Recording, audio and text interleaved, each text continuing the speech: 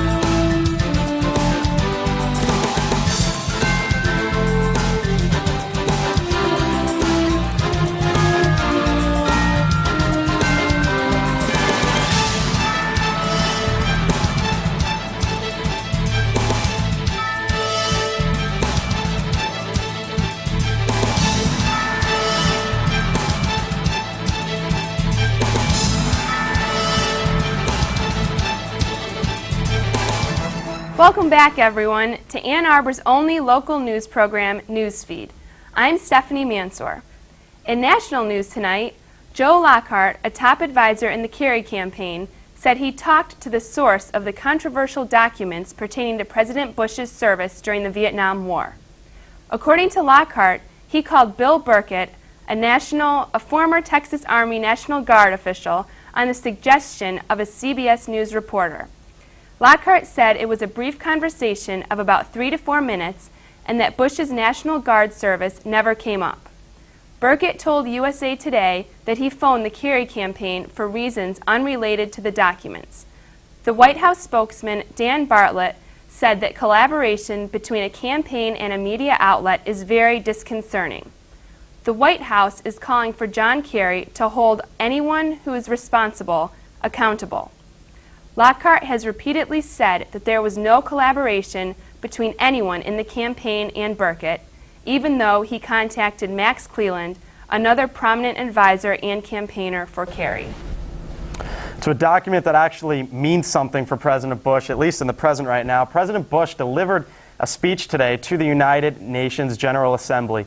According to CNN.com, he urged the civilized nations to come together and fight against terrorism in a hope to bring peace to the Iraqi people.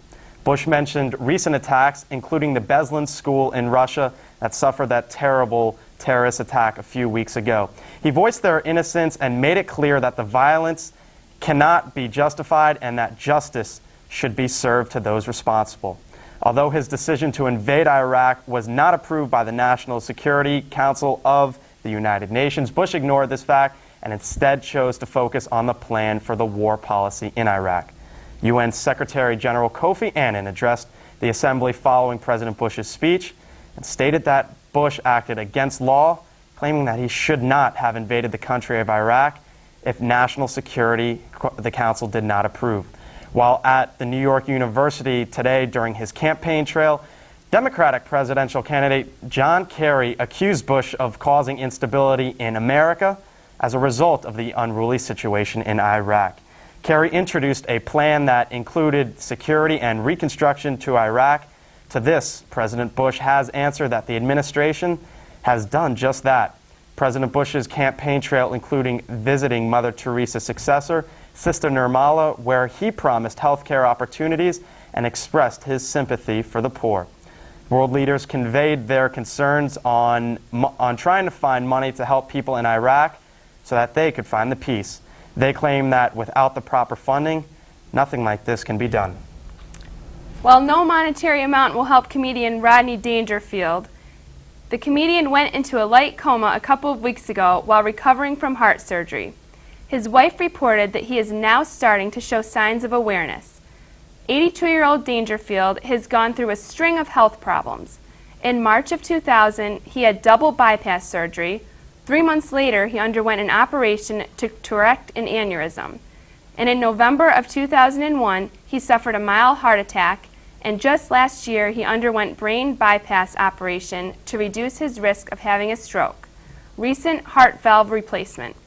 It has been reported that Dangerfield remains in stable condition overall, and that family and friends are confident that he will make a complete recovery. Filmmaker Michael Moore, you disagree, maybe not, whatever. He did poke fun at President Bush today, as he's been doing all throughout his Fahrenheit 9/11 movie. Sat to a school today reading My Pet Goat to an audience of 6,000 people. You might remember My Pet Goat. This was the same children's book that Bush read to an elementary school after learning about the attacks on 9/11. During Moore's appearance, he ridiculed both Bush and his preferred candidate, John Kerry, making statements such as, "Bush and Kerry suck. That's why I'm voting for John Kerry." Because of this statements like these, the creator of the documentaries Bowling for Columbine and Fahrenheit 9/11 has, you could say, been a target of the right-wing activists. A book was released earlier this year titled Michael Moore is a Big, Fat, Stupid White Man. And he will also be the subject of a new documentary called Michael Moore Hates America. Moore plans to visit college campuses this year. No word on whether or not he's coming here for what he calls the Slacker Uprising Tour. He plans to increase the number of voters who cast ballots in the upcoming November 2nd election. And in international news, The American death toll climbs higher in Iraq as a car bomb exploded yesterday in Baghdad, injuring 4 American soldiers and destroying a Humvee. 10 civilian vehicles were also destroyed in the attack, killing at least 1 civilian and injuring more.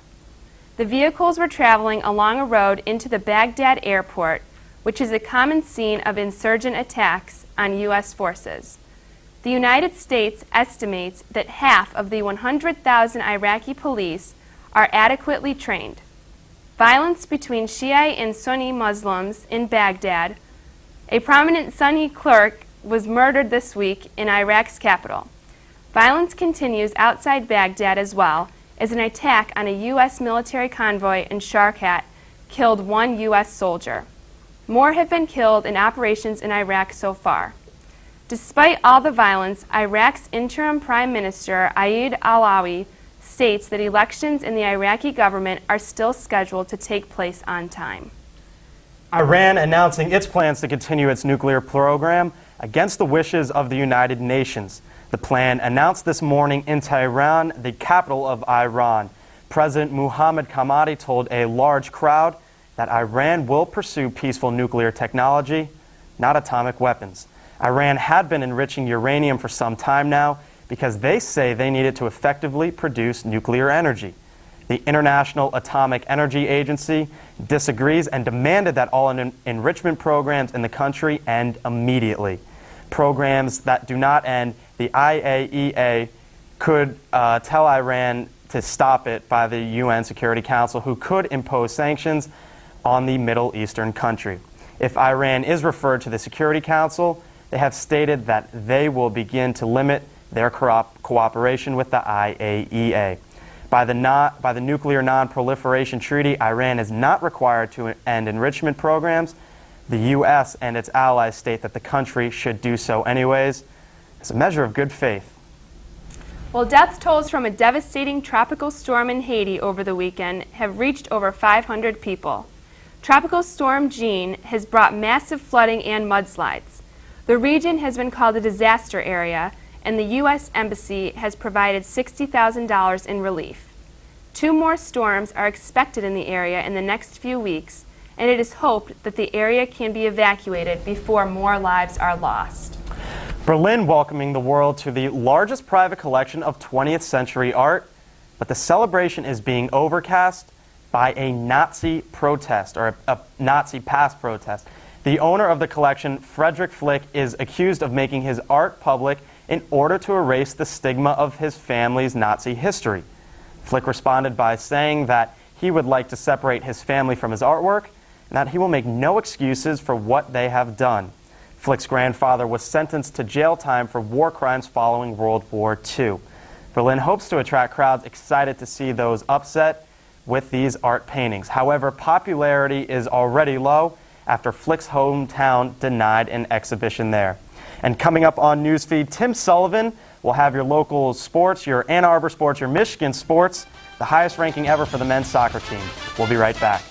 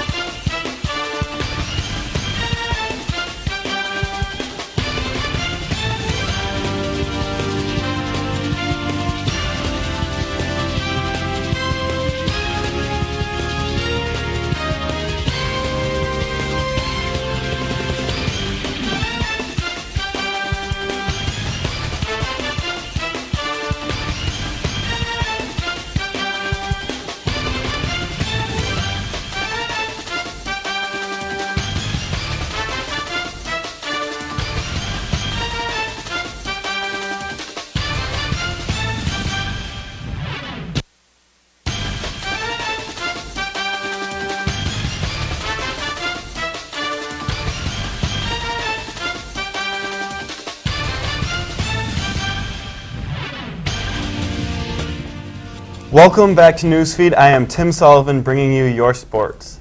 Kicking off tonight is men's soccer. The National Soccer Coaches Association of America just released new rankings today. The Wolverines are now ranked 7th in the country, the highest in the history of Michigan soccer. The previous record was held last year at number 7 when Michigan went to the NCAA quarterfinals.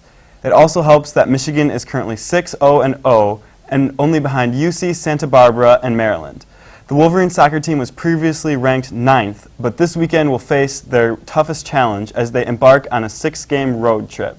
The Wolverines head out east to face Rutgers this Friday at 6 p.m. in New Jersey. More action was out east yesterday when the Philadelphia Eagles hosted the Minnesota Vikings. The Eagles sent the Vikings packing in a solid 27-16 win. What was odd in the game, however, was that the Vikings had more first downs, more offensive yards, more third down conversions, and 18 more pass completions than the Eagles. So how did the Eagles, now 2-0, compete with that? Well, it did not help that Vikings quarterback Dante Culpepper was sacked 4 times inside the red zone, and there was a fumble inside the 1-yard line of the Eagles. The Eagles' 2-0 start has turned a few heads lately after last year's 0-2 start. This is also their best start since 1993 when they went 4-0. But being atop the NFC East is not unfamiliar territory for the Eagles, as they have clinched back-to-back rankings as number 1 in each of the last 2 years. Speaking of back-to-back awards, the women's Michigan cross-country team just repeated as the Leaders and Best Award. This award is given to the U of M team with the highest grade point average. In its 5th year, the award is given annually by former UM football letterman Larry Johnson. The team will receive a trophy created by UM student Christina Ziegler and $20,000. The Lady Wolverines captured the Big Ten championship for the 2nd season in a row with All-American performances by Jessie Allen Young and Rebecca Walter. This seems to also prove the fact that women are more intelligent than men, as women teams have won the last 4 consecutive times in the last 5 years. And that's it for sports today. I'm going to send it back over to Blake with the NewsFeed International News. Women more intelligent than men, huh? I guess you just read what it says. Anyways, thanks for that report. A college disc jockey at the University of Alaska Fairbanks was given his job back after being terminated for comments he made shortly after the late President Ronald Reagan's death. The disc jockey, senior Scott Horniak, has said he has no regrets for what he said. What he said, quite frankly, we have no idea because there's no videotape of what he did say or no audio tape. But Horniak was reported as saying he was tired of the media glorifying the ex-president. He also blasted the late president's foreign policy and responded to the AIDS and how he responded to the AIDS epidemic. He was terminated after the radio station received many complaints, although the radio station said he was fired for failing to comply with station procedure, not for his on-air comments, really. The university rescinded the termination and offered Horniak another student job, but he was still suspended from the station. He appealed his suspension with the help of the ACLU and won his job, back pay, and court expenses while agreeing not to sue the university. According to the San Diego Channel, a San Diego woman gave birth to 6 children at the University of California, San Diego Medical Center. Because she was only in her 28th week of pregnancy, doctors conducted a C-section to deliver the sextuplets between 4:07 p.m. and 4:13 p.m. The channel reports that a full-term pregnancy is 40 weeks, so at only 28 weeks, the babies weighed between 1 and 2.5 ounces. The mother and her babies are doing well and live in San Diego. Hospital officials report that this is believed to be the first set of sextuplets born in San Diego County. Well, that's news for tonight. I guess we end on sextuplets. Not really much to say that. You get that every once in a while. Yep, sure do. You get a college DJ blasting Ronald Reagan. That's just, I mean, we don't even know what he said, but that's terrible. I mean, the guy did what he did for his country. He was president. You got to respect him for that. Whether you believed in what he did or not as a president, bottom line is he was a president of the United States, so you got to respect that. Anyways, right. That is it for tonight. Make sure you turn in tomorrow night where we will have all your national, international, local, and sports news, hopefully in Michigan soccer victory. All right, thanks for joining us. Have a good night.